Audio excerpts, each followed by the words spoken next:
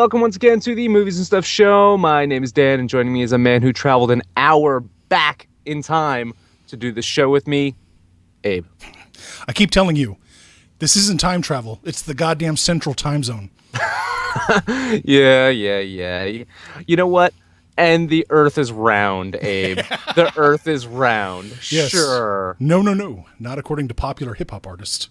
I'm actually going to bust out a rap by the end of this episode that explains why the Earth is flat. In fact, it's not just flat, it's a hexagon. That's like 6? 5? Yeah. Pentagon is 5. Pentagon's 5, okay. Hexa, 6. I don't speak Latin or Greek or whatever. Did you study any languages? Did you ever study any languages? I took a little Spanish, just the bare minimum that I had to. Yeah, it took 4 years of high school Spanish. Did you? I did, 4 years. Oh. Mm-hmm. Okay.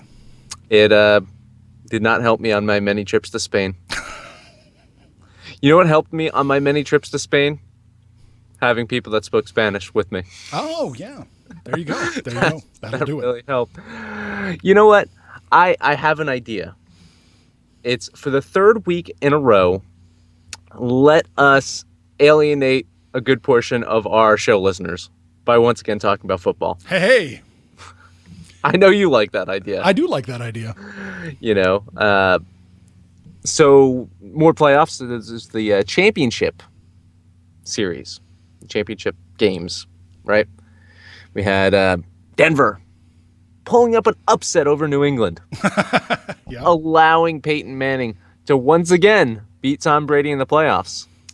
What's he, 3-2? Third straight time. 3-2 against him? He's 3-2, but that doesn't matter. Third straight time, right? Yeah. And each time, man has gone to the Super Bowl that he's beaten Brady, right? Yeah, I think you're right, isn't he? I think so. Yeah. I think that's correct.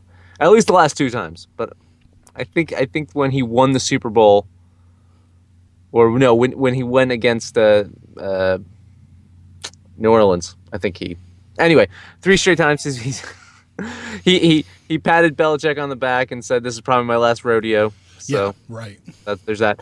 And then on the other side, the NFC side of things, the NFC is known for its super close championship games. All of these recent championship games in the NFC, so close. Yeah. Overtime games and game-winning field goals. Carolina said, "Fuck all that." And they just went out. Demolished them. Demolished Arizona. Oh, killed him. I mean, it was good to see the real Carson Palmer finally show up this year. Yeah, that's right. That's the Cincinnati Carson Palmer that we've all fell in love with. That's the guy that we've come to know over the years. That was Carson Palmer. That's the Bungles right there. Yep. So, yeah, I don't want to go on and on about this, but I've seen the lines around 3.5 to 5.5. Yeah, it's getting up there. Is there a number that, hypothetically, you would move on? Man, I don't know. This is hard. 81% of the people are betting on Carolina with that 4.5-point line. 81%. I don't know, man. This is scary. I think Carolina wins. I think Denver's probably going to cover at the 4.5-point mark. Because, I mean, what you're saying, though, is that Carolina's not going to beat Denver by a touchdown. No, that's exactly what I'm saying. Yeah. And that to me doesn't seem crazy, beating Denver by a touchdown. Yet, everyone thought New England was going to beat Denver by a couple touchdowns. I was on that camp of thinking that New England was going to win, but I took them at that 2.5-point line. I jumped on that early. And I stand behind that goddamn line. Good move. Yeah. Good move. But once it got up to, I wouldn't have taken them any higher. I don't know. I'm going to see. If it keeps climbing, I'm definitely going to lean more and more towards Denver to cover. I don't see how they win, though. God, Carolina looks so good, so scary. Yeah. I mean, their offense looked great, and their defense is really good. Yeah, no doubt. And Denver's defense looked great, and their offense didn't fuck up. No, I mean, that's the whole thing. They didn't mess up. How many interceptions did Tom Brady throw? Was it 2 or 3? There was 3 turnovers. Technically, he threw 3, but officially he threw 2 That's right. Okay. because it doesn't count when you go on the 2-point Two-point conversion. Right. And I mean, that was a desperation throw. He just had to make something happen. just I that, know. so, yeah. But looking at that damn game, I see that the Chiefs were a healthy Justin Houston away from the Super Bowl. Mm-hmm. Totally. You're right. That defense, neither one of those teams scare you. Mm-mm. No. Okay, I don't want to say something about that Denver Patriots game. 6 minutes to go. You got the ball on the Denver 18. You're down 8, and you go for it on 4th down? You kick the field goal. What are you afraid that Peyton's going to drive the ball down the field and you're not going to get it back? You know what that shows me is that Belichick was afraid of the Denver defense. That's what it showed me. All day, Denver's defense was hitting Brady a lot. So much that they fired their offensive line coach after the game. Dude got fired. He wasn't even allowed to get back on the plane. Fired. He's gone. Left him in Denver. Brady gets hit 23 times in a game. You're fired. Right. And maybe it doesn't matter if you have half your offensive line out on injury. Nope. No. Dude, you're fired. And with that being said, I knew he threw the interceptions. He got hit a bunch of times. He still played a hell of a game to even keep him that close, I think. 320 plus yards, touchdown. Yeah. Great touchdown at the end to Gronk. Right. He's so good. He is 38 years old. He's 38. Doesn't look 38, as a quarterback. Peyton is 39. Yeah. And he looks 50. He does. There's definitely a disparity there too. There is a year apart, and they look vastly different. Thoughts on the Super Bowl, though? You think it's definitely it's just Carolina? I don't know. I think that Carolina is going to win. Yeah. I just can't see that Peyton has has it in him anymore to do this. I have a theory. Lay it on me. Denver's going to win. And my theory is this. When Peyton Manning was good, he couldn't win big games and he couldn't win the Super Bowl. So now that he's broken down, it's like George Costanza doing the opposite of what he normally would do. Now he's going to win the big game. That's it. I like it. Yeah. That's it. Yeah. I think that's it. Oh, you know what? We're talking about Peyton Manning being good, and the last time Peyton Manning was really, really good, I guess, was when the X-Files was on TV. No, I'm kidding. He was good like 3 years ago. But Peyton Manning was really good when the X-Files was on TV. The X-Files probably wasn't that good when Peyton Manning was not good. I don't think so. Anyway, it's back. X-Files is back on TV. It's got a 6-episode series to please X-Files fans. I don't know. It seems like it's pleasing some of them. You were an X-Files fan. Have you watched both episodes or just the first? I've watched both episodes now. What do you think? I am not happy. No? Not happy at all. No, I'm not digging this X-Files revival so far at all. The second episode was better than the first. That first episode was fucking terrible. I mean, there's just no point getting around it. Terrible. I mean, what the hell? I've always jokingly said that X-Files fans truly hate the show because I mean, that's all we can do is just talk shit, especially when Chris Carter's involved. That's the two things. X-Files fans kind of hate the shows that Chris Carter does, and Chris Carter's the worst thing that ever happened to the X-Files. He really is. But I mean, okay. I don't even understand how, in one speech, Carter decided he was going to retcon everything. Like, woof, all gone. Have you seen it? Funny story. Okay. I DVR'd it.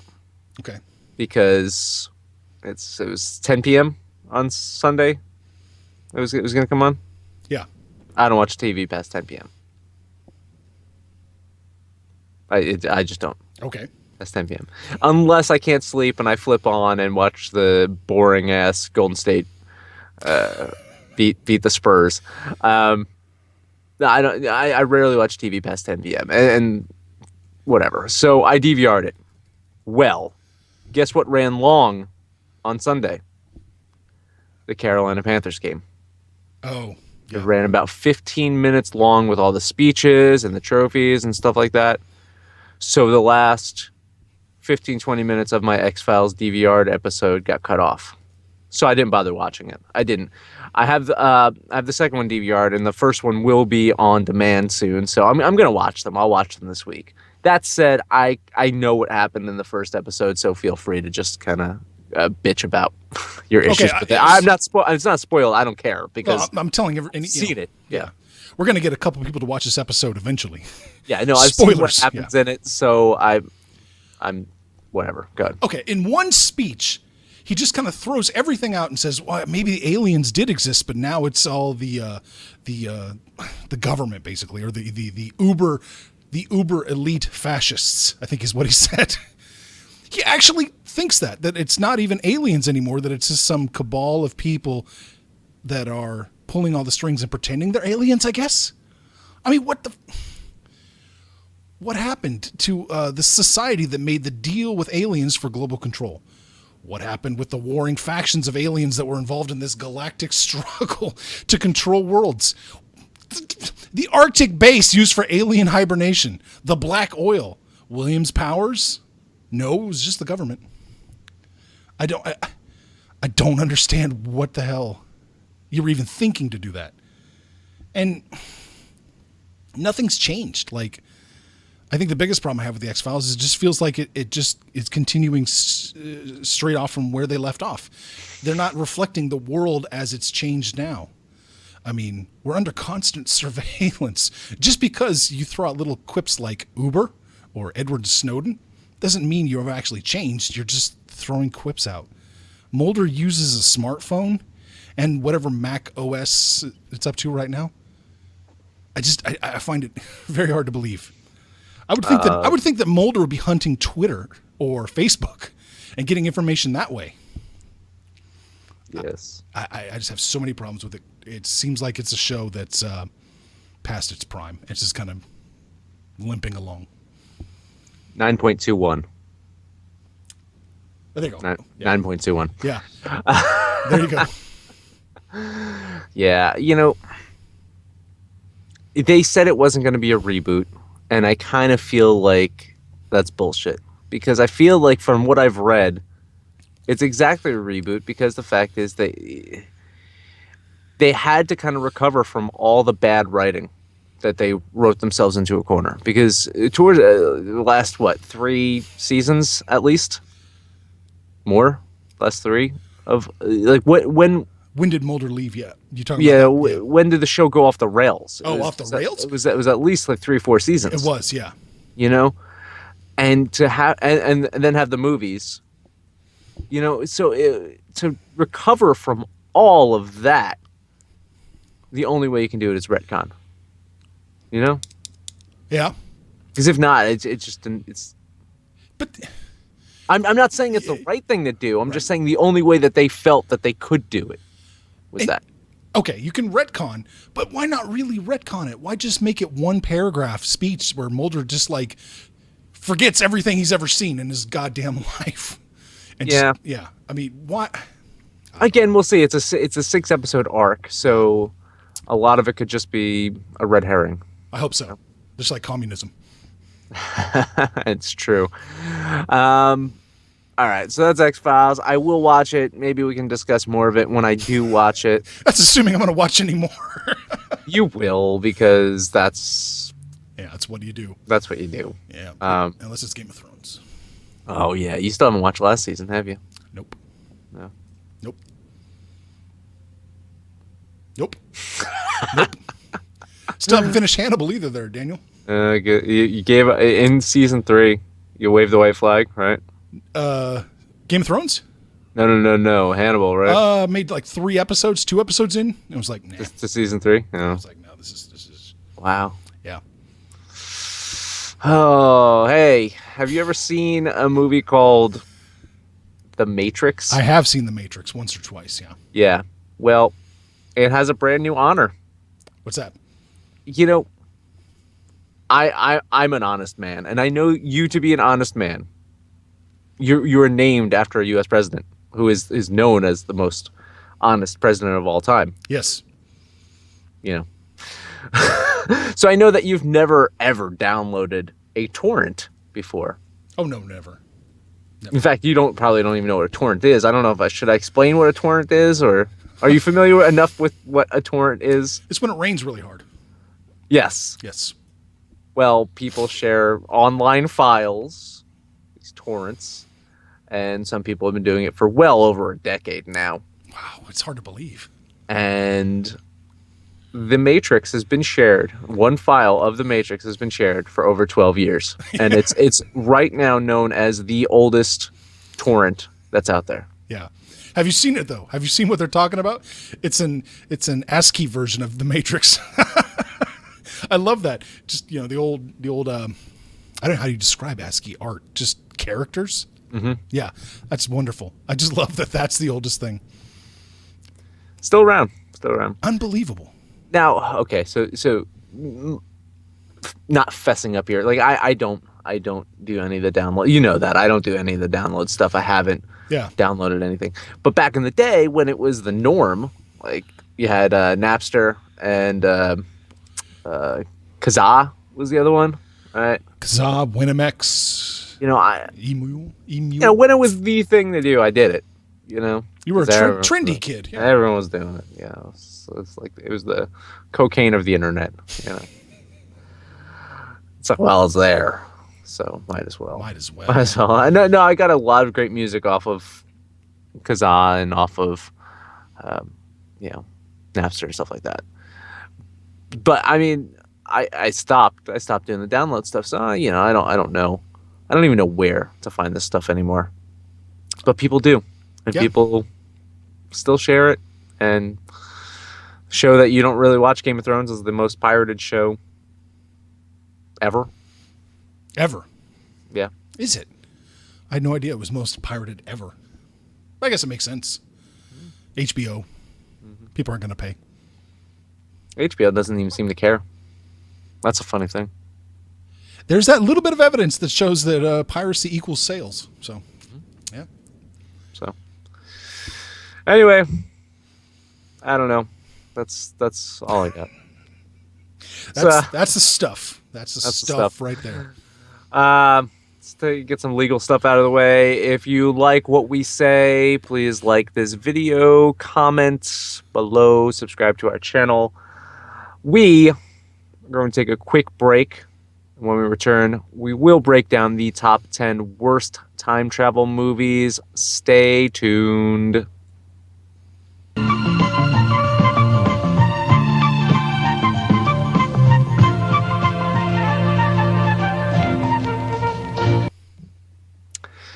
Welcome back to the Movies and Stuff show. We are talking time travel this week, specifically the top 10 worst time travel movies. My approach was very simple.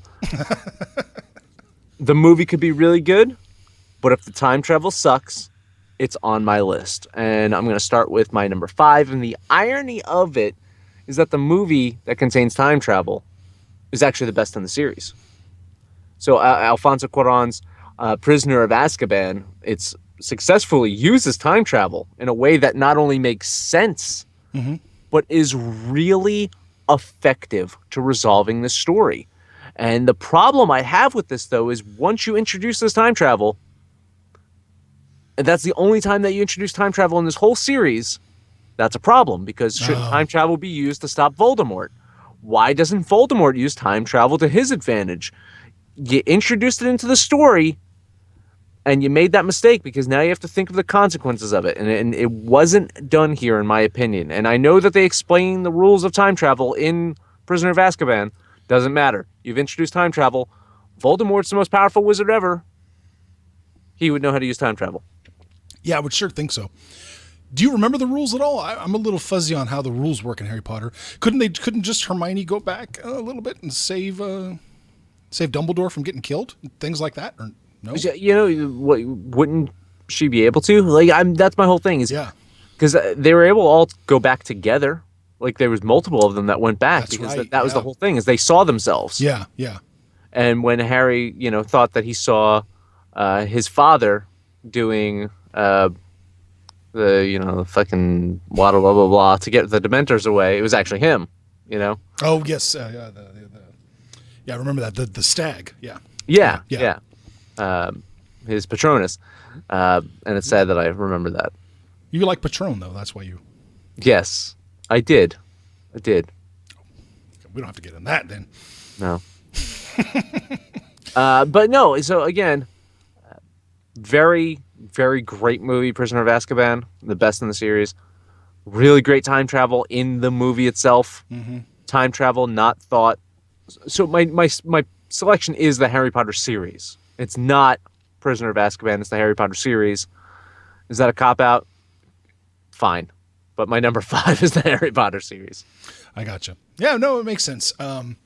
Once yet, that's the problem with some of the time travel in a series of movies. Once you introduce it, you kind of have to think it through. think it through. Yeah, you have to always acknowledge that it's there, especially when it's just a little like charm that spins around and sends you back in time. All right, my number 5. And I picked this well, I guess I picked it for the same reason you did. My number 5 is Napoleon Dynamite. I'm picking this because this is the worst damn time machine ever invented. It's just some torture device some asshole made to shock you in the nuts. I mean, that's just. But then I started to wonder, like, okay, what if the time machine actually did work? That would explain like this world Jared Hess has created that's kind of like 80s and 90s, maybe even a little bit of 70s, all kind of homogenized together. No, that's just Utah. Oh, it's just Utah. Yeah, Okay. I would have also accepted Canada as well. Oh, Just saying. okay. Just saying. But that's why I picked it. It's the worst time travel device I've ever seen in a movie. It's torture. Shocks you in the nuts. That's it. That's its purpose. You know, I've never seen Napoleon Dynamite. Yeah, you said that. I was kind of surprised. I've seen parts of it. Maybe I've seen the whole thing in sections, but I've never seen it completely straight through.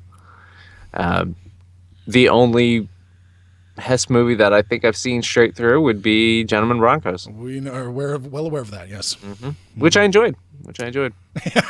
I know you did. Maybe there's an episode on it. Yeah, maybe so. Maybe we talked about it. We'll put the link right Over here, over this face again. Oh, there you go. Right. Yeah. My number 4. Number 4. Should be no surprise here, because this was the kind of image that we used while promoting the show, is Looper. And Looper is a good movie. I know that you haven't seen it. No, I've not seen it. It's not a great movie, but it's not bad. And it has a lot of time travel issues in it. Since you haven't seen it, I don't want to get too technical here. But my issue with the film is that things that happen while both Bruce Willis's character, his older self as Joe and his younger self, they interact. Well, the consequences of those actions would have already had an impact on Bruce Willis, and thus kind of be inconsequential. For example, Joe carves a name into his arm, so old Joe knows where he can be found. Oh. The problem is that young Joe would have had always done this. So old Joe would have always had the name on the arm. You know? Like, wouldn't he have just I see, yeah. He would have known he carved this name into his arm. So he would have known that he's this stuff already happened to young Joe. Right. He would have remembered killing old Joe, for that matter. Or my brain hurts trying to explain it. And that's my problem when it comes to bad time travel. If you have a hard time grasping and understanding it, I don't think time travel is successful. Looper, good movie, some good action, overall really, really fun. Time travel doesn't work, but you see what I'm saying without seeing the movie. Yeah. The plot is they send people back in time to be killed by someone in the past. I remember that from the trailer. Yeah. Right. And it makes sense if you've done this from the moment you did this on your arm, it would have affected all the future incarnations of yourself. Yep. Unless there's time offshoots and things like that. Star Trek 2009. Anyway. Yeah. Well, it doesn't sound very good. I don't know if I'll ever watch it now, since you ruined it for me. But not really. I didn't really ruin it. No spoiler. oh, that's not a spoiler? He carved something in his arm. Oh, okay. That's a spoiler? I don't know. I didn't seen it. I don't know if it's a spoiler. Watch it. Watch it. Okay. You should watch it. Yeah, okay. All right, moving on. My number 4, I haven't seen it. Interstellar. I haven't seen it. I don't. Go ahead, spoil it. I don't. Okay. Okay. I don't know where to begin on this. I think it's an interesting movie for a while, and then it slowly just kind of collapses under its own weight, much like a star would, and turning into a black hole. No, but like, I have a real problem with this. I feel like this is probably the worst wannabe 2001 I've ever seen. Maybe even Contact and Interstellar are like neck and neck for the worst 2001. Contact. You're knocking Contact. I love Contact. We can talk about it someday. The reason this sucks is because a black hole quite literally leads to a little girl's bedroom where Matthew McConaughey will push books off the shelf in like Morse code to communicate with her. That's the spoiler of Interstellar. Wow. Yep. And people will say, "Oh well, you don't understand how scientifically accurate it is. That's the beauty of it." Oh no, I get it. It's very clever. Hey Nolan, how's that working for you? Being clever. Pretty clever. Pretty well, actually. He's probably very rich. Oh, he's probably very rich, but you know how he sleeps at night? Yeah, crying on a pile of money. With many naked women on top of a giant pot of money. But the backlash is coming, and it's building. The fan backlash against him is coming, and it's building. People are now going back and talking shit on The Dark Knight because they're reviewing it under the I'm going to throw 15 pounds of shit or 20 pounds of shit in a 15-pound bag. He's just overstuffing his movies, and they're starting to suffer. Interstellar really didn't need the whole Matt Damon trying to kill Matthew McConaughey and steal the ship. They just threw that in there anyway. Wait, is that The Martian you're talking about? I'm confused. No, it's another Matt Damon stranded on a different planet. Oh, okay. We gotta go save him. And they never told him at once, "Oh no, we don't have enough room to take you." He just decided, "Oh, they're just not gonna take me." What? Can I just say that Matt Damon's kind of a fucking dick? Because, I mean, they have to save him in Private Ryan as well. Yeah. Like, why is he always being saved? Why is he always being saved. putting people's lives in danger for being saved? What an asshole. He is. Before we go on to my number 3, let's head over to Facebook. I'm going to head over to Facebook, read some comments from our go for it. Facebook page. Let's see. We got Tim Ahonen. We know Tim, right? You know Tim. Tim. Oh, that Tim. Yeah. Tim. I know Tim intimately, if you know what I mean. Yeah. Escape from the Planet of the Apes was tapped out budget-wise, and the time travel made no sense whatsoever. The 2002 Time Machine remake, which started well but lost me when Papa Smurf Jeremy Irons showed up. Any Terminator film greater than 2, he says. Greater than 2. He's putting on this list. He asks if Jumanji is a time travel movie. No. I respond to that. It's a multiverse movie. It's a verse movie, okay. Yeah. Jim Geiger disagrees with me on Looper. He thought Looper was awesome. I didn't say Looper wasn't awesome. I just said the time travel doesn't work. We got Jack Random. We know Jack. Oh, yes. Jack, buddy of the show. He was going to say Transcendence, but he actually liked it. Jack. I know you're out there, Jack. I know you're chatting on the YouTube channel right now. You suck. And Jesse Sweeney says there are so many bad movies of time travel, though this is definitely on the top of his list, and it's Van Damme's Time Cop. Ooh. So that's just a little bit from our Facebook feed. People keep posting. I'll keep checking throughout the show. If you got anything else to add, we'll mention it on the show. Let's move to my number 3, which would be that movie, Superman. Superman's a time travel movie? No, it's not. And it shouldn't be. But it is. No, that made no sense whatsoever. Superman is a great film. It is arguably the best. You think it's the best superhero film ever made, right? Ever made. Yep. It's the best one ever made. And we had this discussion already in our we Batman did. Begins episode. Yes, we right? did. So let's not rehash that. But I will continue to crap on the ending of this movie. Because you don't like the fact he traveled back in time. It's not just that he traveled back in time to save Lois Lane. He flies around the Earth so fast that he goes back in time, right? Yes. So wouldn't there be two Supermen Yes, that would collide at some point? yes, there would be two Supermen Well, existing in that at that time. Yeah. yeah. I How's think. that make sense? Well, I mean, I guess it doesn't. Maybe we can invite Brian Greene on, the physicist, to tell us, but it doesn't make sense to my little brain. It's one of those things that's just like great movie, kind of crap the ending, I think. You don't have issues with the ending? No, I really don't. Really? I really don't. When I was a kid, I saw it and I thought that was just so cool.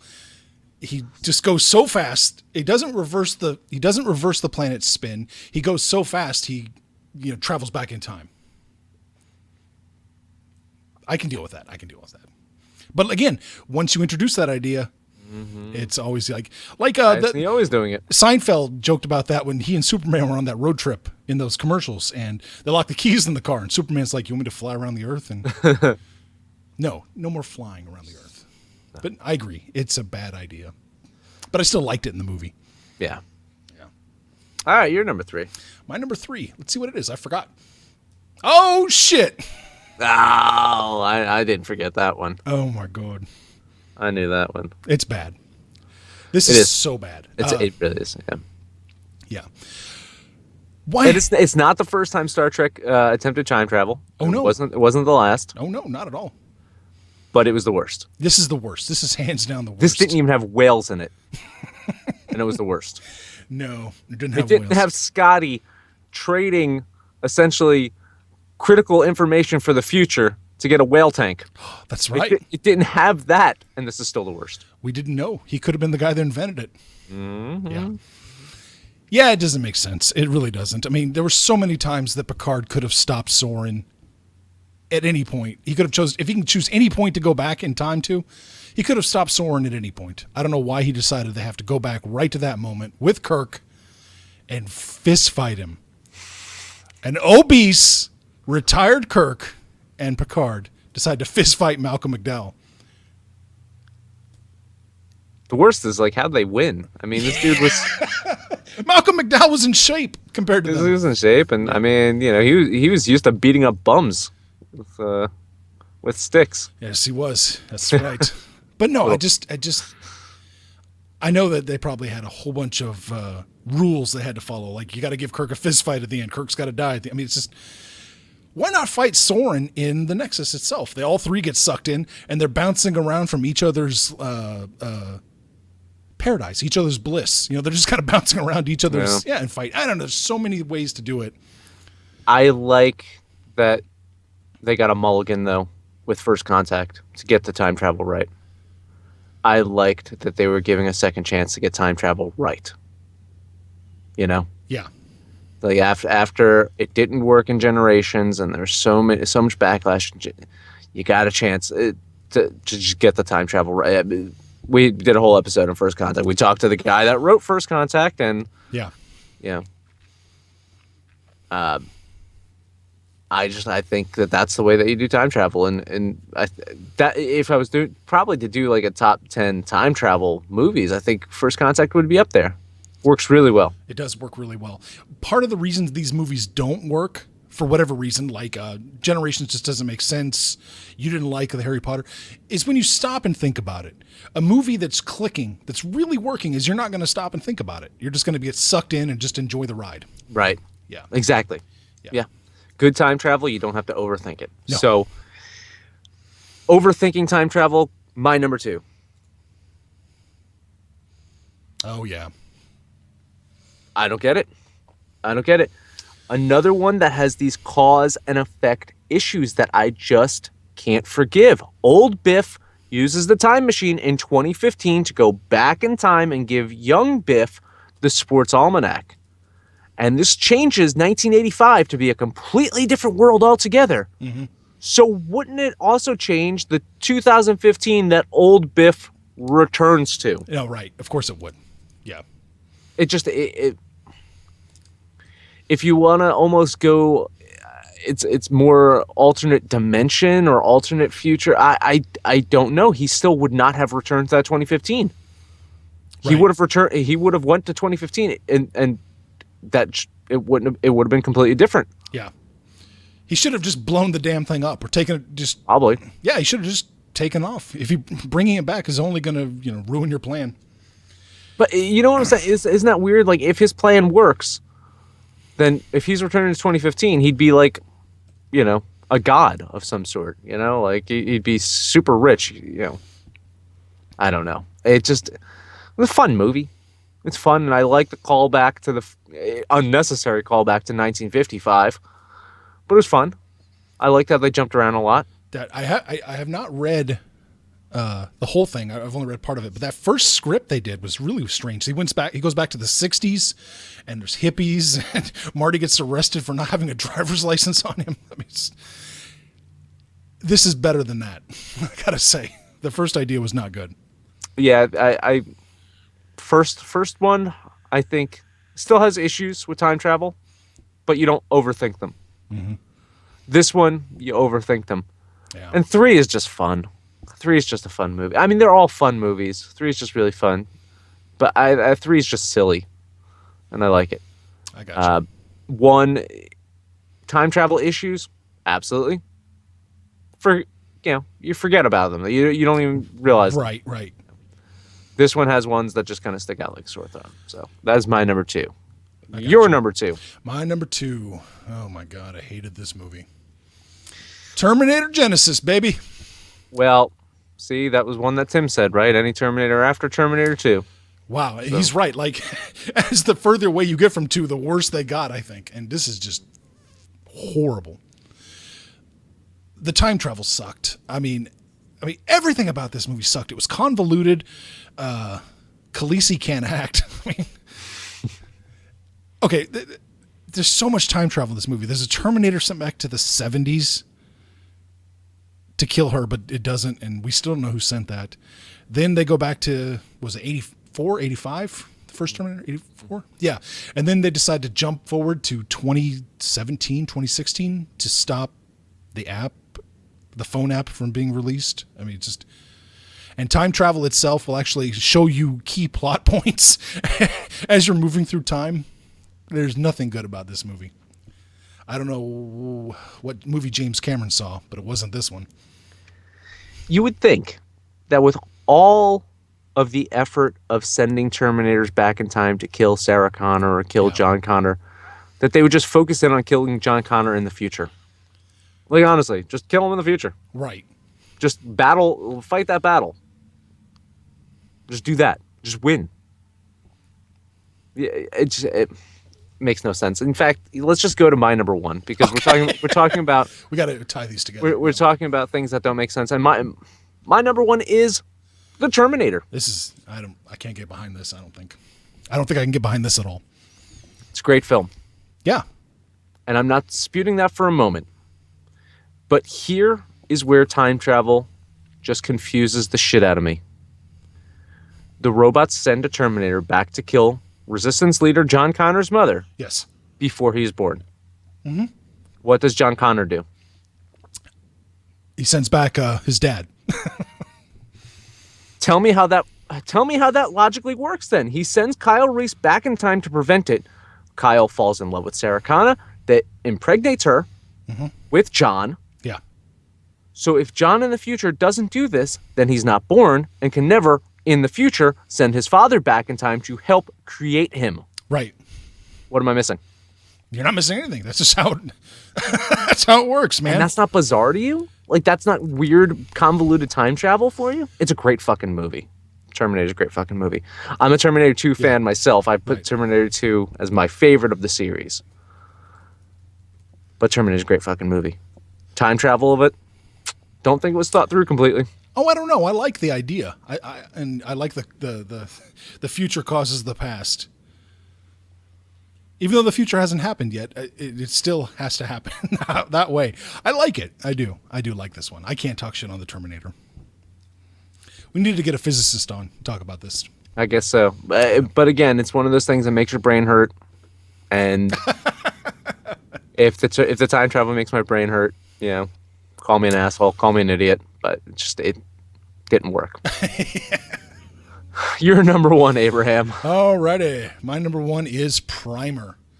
I gotta Ooh, wow. I gotta say this. First of all, I want to say this. Upstream Color is one of my favorite movies of the 21st century. With that being said, Primer sucks. Primer just, blows. Shane Carruth takes this really crazy concept and plot and then takes them and shows them in perhaps the most uninteresting and maybe the worst way you possibly could. Like, there's no characters in this movie, just a couple guys talking. And they seem to like skip key events that would actually help you understand what happened at the party or something. The gun, I don't quite remember anymore. The only reason people go back to this movie is because they want to kind of figure out the plot. It's not because they like it. I dare say that nobody likes this movie as a movie. They like it as a puzzle, and that's it. This is a Rubik's Cube. It's not a film.